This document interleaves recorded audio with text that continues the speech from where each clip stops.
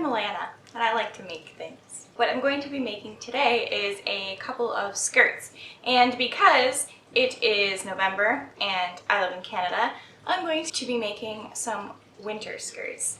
So I have some wools here that I'm going to be using. So firstly is this check, almost looks like a picnic blanket actually. It's tan and black, and then second I have this diagonally striped brown fabric. And they're both pretty thick, so I think I'm going to be making some circle skirts so that I don't have too much extra bulk at the waist. And this is mittens, everyone. So yeah, let's make some skirts. Excuse me, sir. I would like to cut those fabrics out now, if you could. Oh, he folded his legs under, so, you know, you can't move him now. It'll never happen. For the pattern, I like to use a circle skirt calculator. I'll link this one down below. You pick the fullness and length of skirt you want, then enter in your waist measurement, and it gives you the measurements and instructions you'll need to create your skirt. Unfortunately, you can't enter in a custom skirt length, but it's a good starting point, and you can easily make the skirt longer or shorter if you like. With my skirt pattern calculated, I'm going to draw it out on some wrapping paper. The paper I had was pretty small, so this is more of a mini skirt pattern, but like I said, it's easy to make it longer once you move it to the fabric.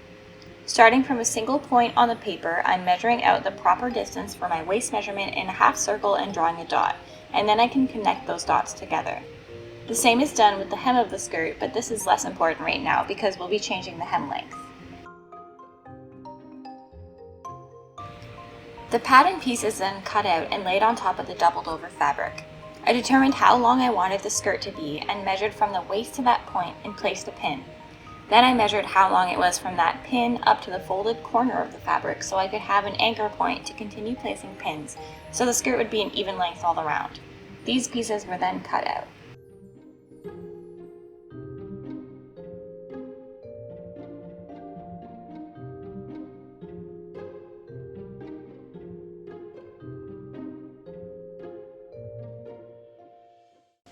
If these skirts aren't warm, I'll just have to think back to when I was making them because I have worked out quite a sweat here.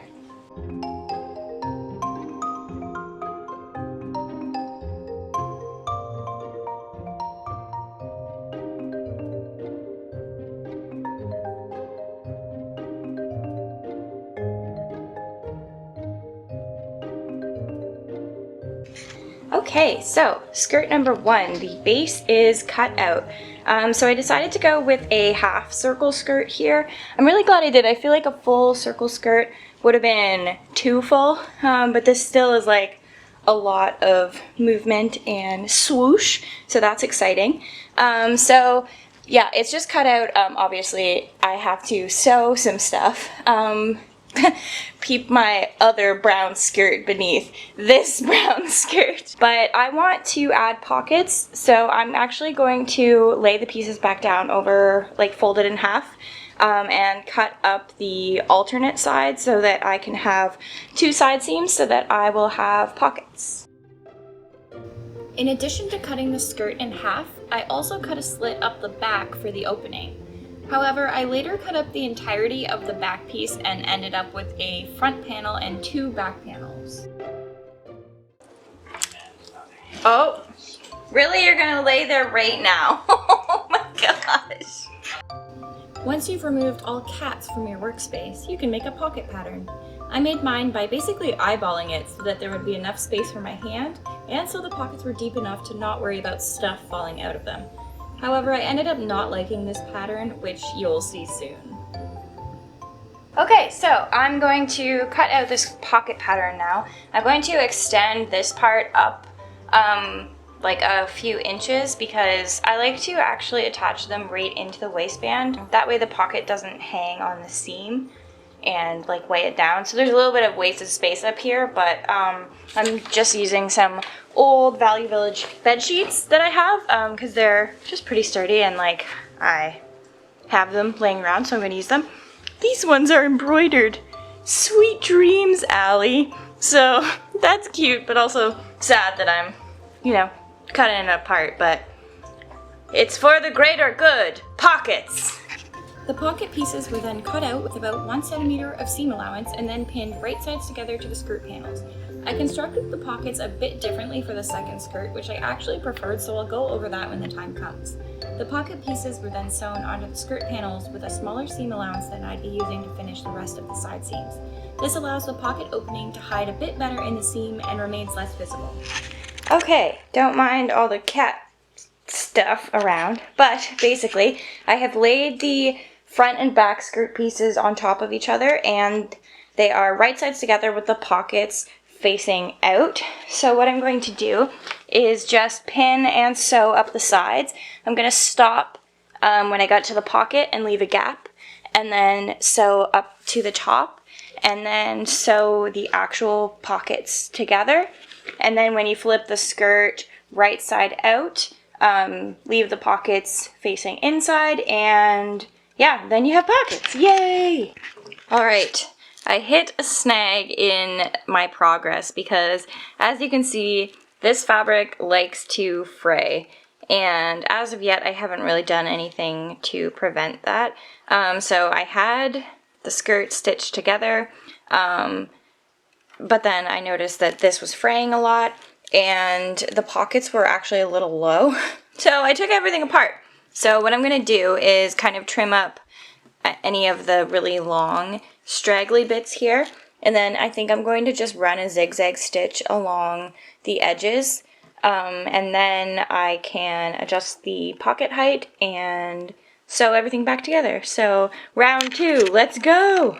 Once the pieces were zigzagged, it was time to return to the pockets. I decided to use a different fabric because the white was showing up more than I'd like, so I switched to a black satin. I'm using the less shiny side as my right side rather than the slippery satin side. I also changed the pattern a bit and apparently didn't film that part, but I did film it for the second skirt, so that shall come shortly. I initially wanted to close the skirt with a hook and eye and install a placket to hide the skirt opening, so I cut out a rectangle of fabric a bit longer than the opening and twice as wide as I'd need, plus some seam allowance.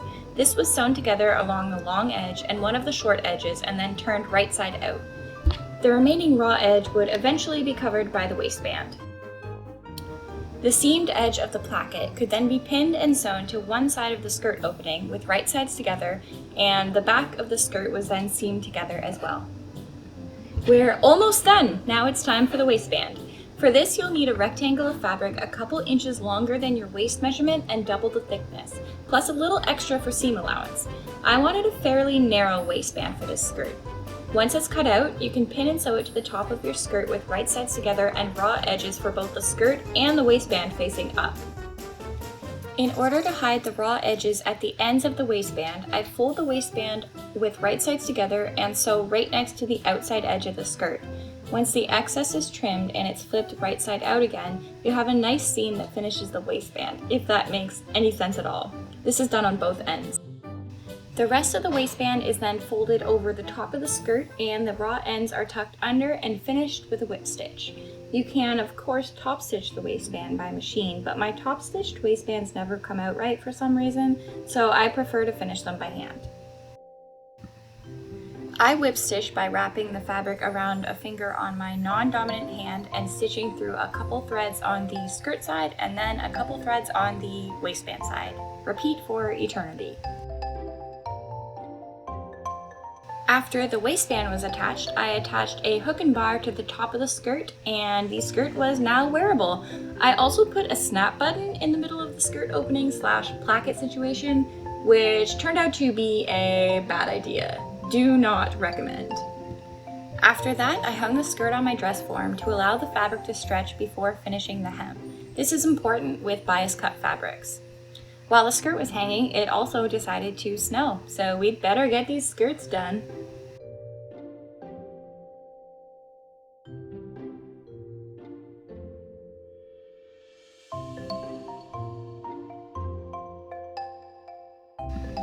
Once the skirt had hung for about a day, I trimmed off any uneven bits.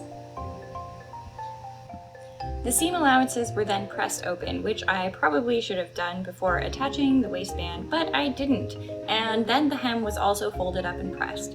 With wool and wool blends, hemming a circle skirt is pretty easy because while the bottom part is actually wider and folding it up could introduce lumps and wrinkles, the heat of the iron can help the fibers squish together and make a nice flat fold. I first ironed and clipped the edges once, then went around and folded up the edges a second time to encase the raw edges. You could probably just double fold it in one go, but I felt like I had more control this way. Once again, the hem was finished with a whip stitch and everything was ironed again. The stitches are pretty much invisible from both the inside and outside of the skirt, which I love. As a finishing touch, I decided to tack down the seam allowances on the inside of the skirt using what I believe is called a herringbone stitch. This is my first time using this stitch and it's hard to see with the brown thread and brown fabric, but let me know if you're interested in knowing more in a future video and definitely Google it for your own sewing adventures in the meantime. And with that, skirt number 1 was now finished. I wore it to work one day and I really loved it. There's something just magical about trudging through the snow in a long skirt. I think I made the pockets a little too big, so I might go back and make them a bit smaller, but that should be a pretty easy fix. The placket and snap button did not work at all, so I've since gone in and installed an invisible zipper instead. Overall, I'm really happy with this first skirt, and now for the second. Skirt number 1 is done. It is here. I am going to basically just use this finished skirt as my pattern for the second skirt. The fabric is laid out here, so the only thing that I might change is I'm probably going to make this one a little bit shorter, and I'm going to move this down a little so that I have a little bit of extra room on the sides for a seam allowance, because this didn't work well with the butt. So I'm going to change up the closure on the second skirt, and I'll probably go back and change this closure as well. The button needs to go regardless of what I do, but if just the button goes, then this will gape open a little and it kind of looks funny. So I don't know, I might have to add a zipper or a series of hooks and eyes at the top. But anyway, I'm gonna do a different closure for the second skirt anyway, so I'll fix this one later. In the meantime, it is definitely wearable. But anyway, let's cut out the fabric for this one.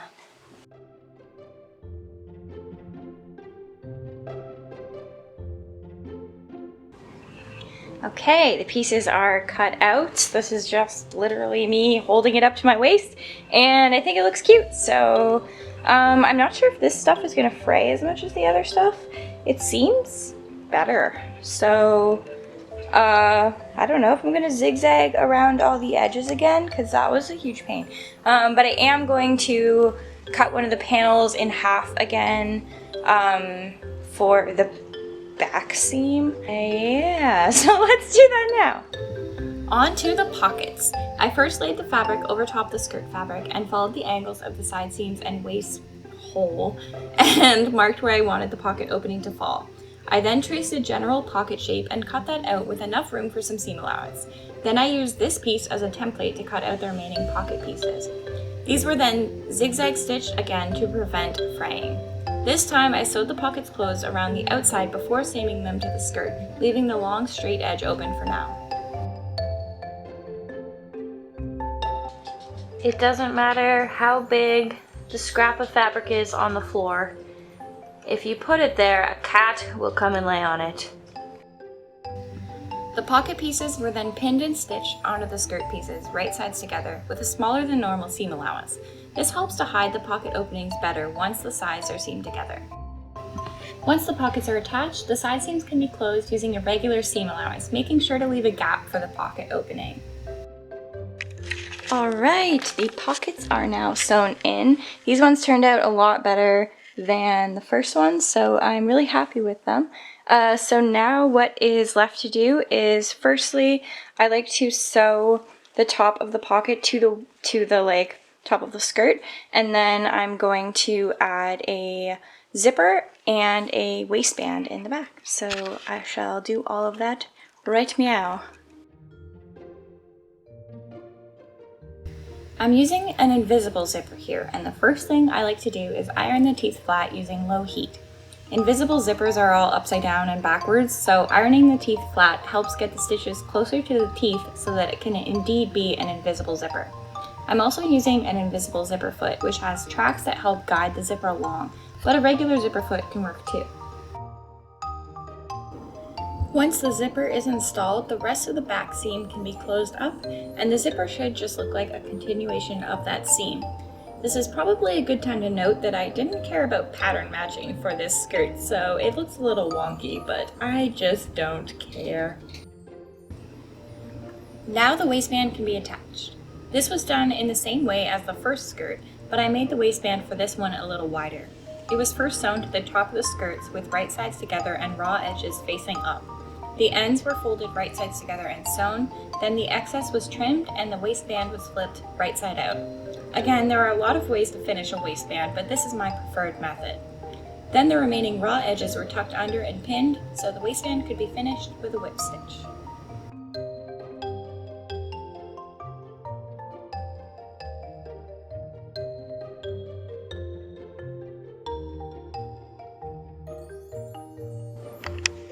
Alright, waistband is sewn on.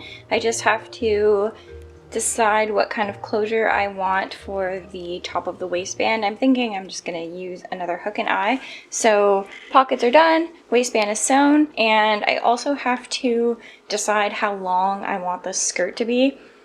I am super torn. So I'm just going to, I think, leave it to hang overnight again so it can stretch if it has any stretching to do on the bias, and then tomorrow I probably will hem the skirt. But for right now, I shall just finish the hook and eye.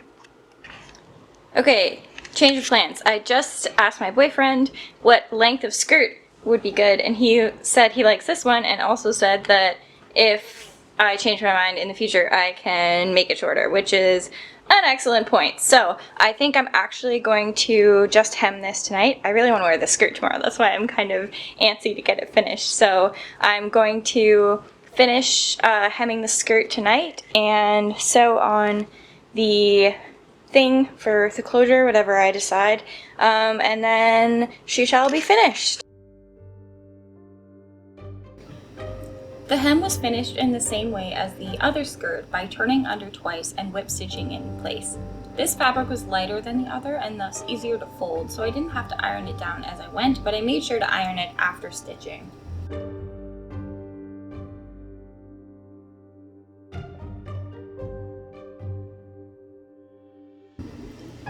And with that, both skirts were finished. The second one came out a bit better in my opinion because I was older and therefore wiser.